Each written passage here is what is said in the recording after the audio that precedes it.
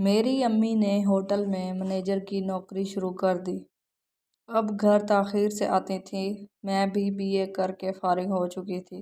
میری امی نے کہا تم فارغ ہو، اگر چاہو تو ہوٹل میں میرے پاس نوکری کر سکتی ہو۔ کیونکہ امی بھی اس ہوٹل جاتی تھی، صاف ستھرا ماحول تھا اور میں ویسے بھی گھر میں فارغ ہوتی تھی، اس لیے میں نے بھی حامی بھر لی۔ اب میں نے بھی باقاعدہ طور پر اس نوکری کو جوائن کر لیا۔ چونکہ امی ہوٹل کی مینیجر تھی، اس لیے جب مجھے آرام کرنا ہوتا تو ایک کمرہ مخصوص تھا۔ امی اس کمرے کی چابی مجھے دے دیتی اور میں اس کمرے میں جا کر آرام کر لیتی۔ ایک دن میں بہت زیادہ تھکی ہوئی تھی کہ امی نے مجھے چابی دیتے ہوئے کہا، جاؤ تم تھوڑا آرام کر لو۔ میں جیسے ہی کمرے میں داخل ہوئی، فوراً سے کسی نے میرے منہ پر ہاتھ رکھ کر میری آواز بند کر دی۔ میں نے بہت ہاتھ پاؤں مارے، لیکن میں بے بس ہو چکی تھی۔ پھر اللہ کی مدد شامل حال ہوئی اور میرے ہاتھ لوہے کا لیمپ آ گیا۔ میں نے اس آدمی کے سر پر مارا جس کی وجہ سے وہ بے ہوش ہو گیا، اور میں کمرے سے نکل کر بھاگی اور امی کے پاس پہنچ کر میں نے ساری کہانی سنا دی۔ امی نے فوراً کسی کو کال کی اور وہی آدمی جس نے ہمیں گھر کی چابیاں دی تھیں آ گیا، اور امی نے اس کے ساتھ مل کر اس آدمی کو کہیں ٹھکانے لگوا دیا۔ پھر ہم گھر آ گئے۔ میں بہت ڈری ہوئی تھی۔ امی نے اس دن مجھے اپنے ساتھ اپنے کمرے میں سلایا۔ پھر جب میں فجر کی نماز پڑھنے کے لیے اٹھی تو مجھے امی کمرے میں کہیں نظر نہ آئی۔ میں کمرے سے نکل کر باہر آئی تو میں نے دیکھا کہ امی اور وہی آدمی جس نے ہمیں چابیاں دی تھی اور وہ آدمی جس نے میرے ساتھ زبردستی کرنے کی کوشش کی تھی کمرے میں موجود تھے۔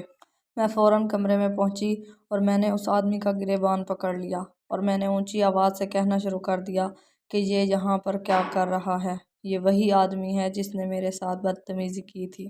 امی نے مجھے کاندھے سے پکڑ لیا اور مجھے سمجھانے لگی کہ اس آدمی کو تمہارے والد نے بھیجا تھا۔ اب ہم نے اس کو پکڑ لیا ہے اور اس سے سب اگلوا لیا ہے۔ یہ جان کر میری حیرت کی انتہا نہ رہی کہ کوئی باپ بھی اپنی بیٹی کے ساتھ ایسا کر سکتا ہے۔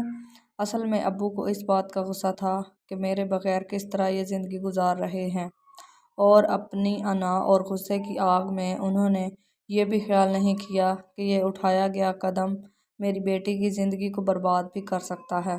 پھر میں نے امی سے پوچھا کہ امی، آج آپ کو سب کچھ مجھے بتانا ہوگا کہ یہ جس گھر میں ہم رہ رہے ہیں یہ گھر کس کا ہے، اور وہ آدمی کون ہے جس نے آپ کو اس گھر کی چابی دی، اور وہ تصویریں کون سی تھیں جس کو دیکھ کر بابا کو غصہ آیا تھا اور انہوں نے آپ کو طلاق دے دی۔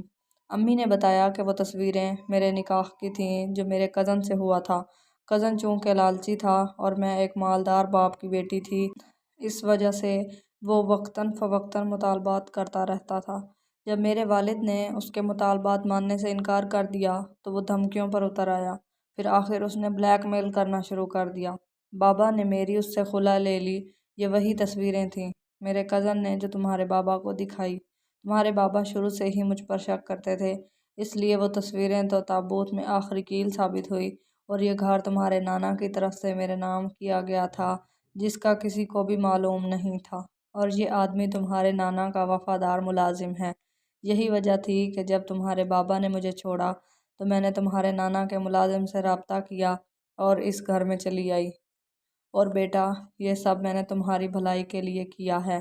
مجھے پتہ تھا میرے والد نے یہ مکان میرے نام کر دیا ہے، لیکن میں نے کبھی اس پر اپنا حق ظاہر نہیں کیا تھا کہ کل کو یہ میں تمہیں دوں گی۔ تمہارے بابا مجھ پر شک کرتے تھے، مجھے یہ معلوم تھا، لیکن وہ اس شک میں اس حد تک گزر جائیں گے کہ وہ صرف تصویروں کی وجہ سے مجھے اپنی زندگی سے نکال دیں گے۔